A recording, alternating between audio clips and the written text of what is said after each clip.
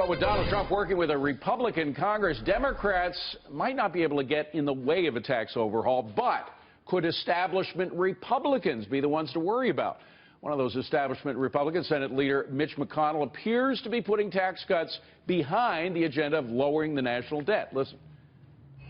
This level of national debt is dangerous and unacceptable. And so whatever we choose to do next year, I hope we will not lose sight of steps that we could take that would exacerbate the problem. Art Laffer is former Reagan economic policy advisor and Laffer Associates founder and chairman. He joins us now. Well, a lot of people listened to that, Art, and said, boy, that sounds a lot like what happened 30 years ago with Ronald Reagan, with a lot of establishment Republicans back then opposed tax cuts because they were more worried about the deficit. First, we got to take care of the deficit, then we can do tax cuts. Is that how you read it? Well, that's how I read it back in 1980. I can remember being lectured on that by Holmes Tuttle. He said, you got to balance the budget, then you can cut them. And that was Nunn-Hart, if you'll remember, which was done before Reagan took office, which was the Kemp-Roth tax cuts that required the deficit to be zero first before you could cut taxes.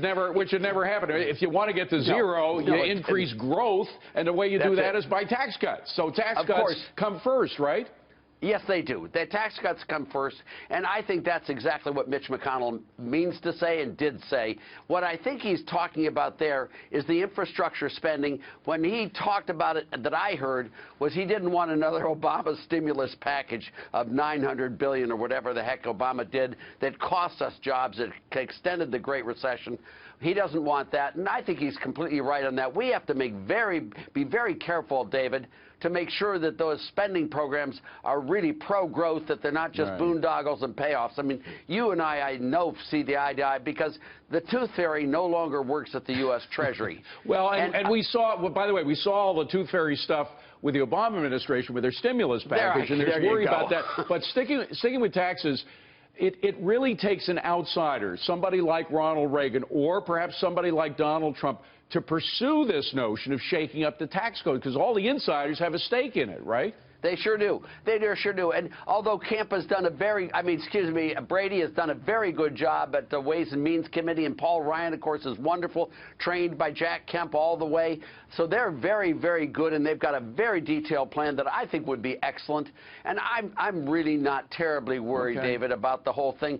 But of course, you're always alert, because these silly people who do accounting don't understand that it's the dynamics that we want. You cannot balance the budget without economic growth being very, very high. Yeah. And the pencil pushers, the folks who just look at the numbers, they don't get it. They don't get the way entrepreneurs think. All right, finally, a lot of people are concerned about the way the cabinet is shaping up and thinking there are too many Wall Street folks in there, people that are not concerned about small businesses and supply-side tax cuts and such, to which you say what?